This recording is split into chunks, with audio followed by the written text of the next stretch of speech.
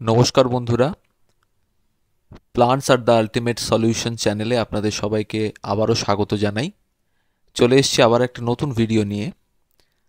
এখন যে সময়টা চলছে, আমাদের যে ওয়েদার কন্ডিশন, তাতে চন্দ্রমল্লিকার চারা তৈরি করার একটা আদর্শ সময়।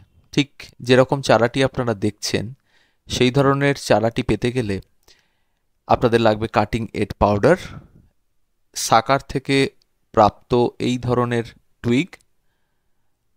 এগুলো আমাদের মাদার গাছ থেকে তৈরি করা।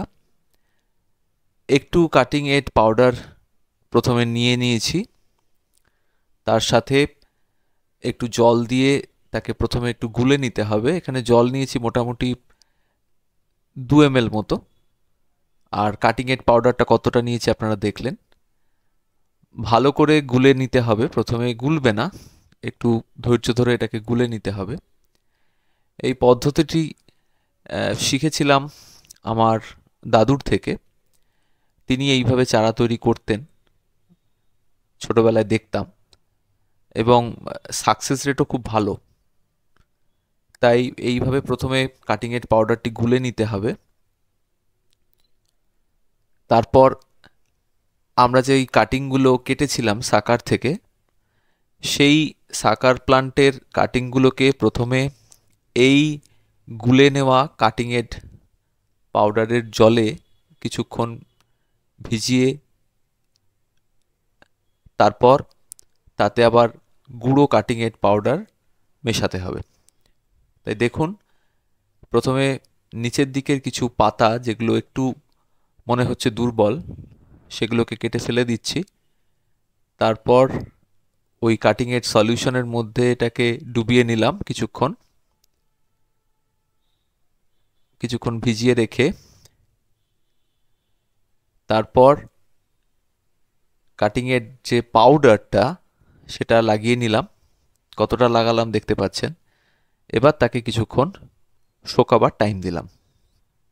এইভাবে মোটামুটি যতগুলো কাটিং আমরা কেটেছিলাম আজকের জন্য, সমস্ত কাটিংগুলোকে একইভাবে আমরা সলিউশনে ডুবিয়ে নিয়ে তারপর কাটিং এড পাউডারে মিশিয়ে আমরা এইভাবে কিছুক্ষণ শুকিয়ে নিয়েছি।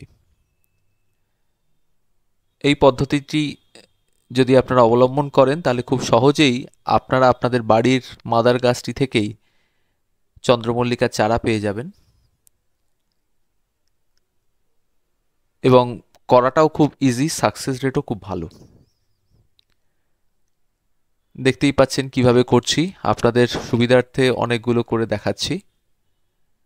ঠিক এই রকম ভাবে পাউডারটি লাগিয়ে নিতে হবে।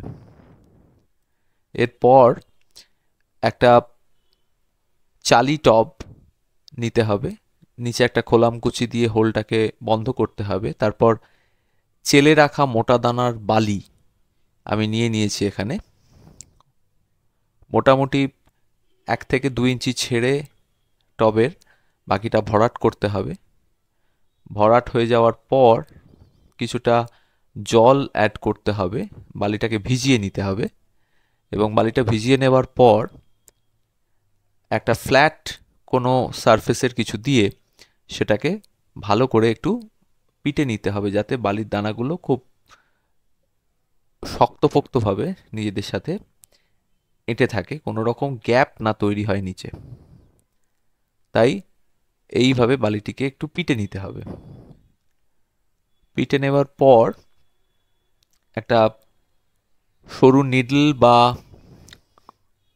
বাঁশের কঞ্চি নিতে হবে এই ধরনের। সেই কঞ্চিগুলো দিয়ে পরপর কাটিং এডগুলো রেডি, দেখতেই পাচ্ছেন।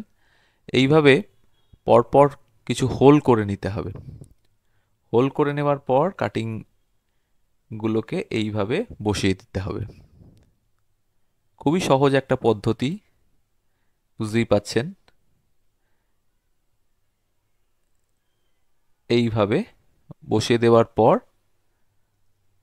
আর কিছুই না, সমস্ত চারাগুলো বসিয়ে দেওয়া হয়ে গেছে। এবারে উপর থেকে একটু জল স্প্রে করে দিতে হবে, আর দেখতে হবে বালিটা যাতে পুরোপুরি ড্রাই না হয়ে যায়।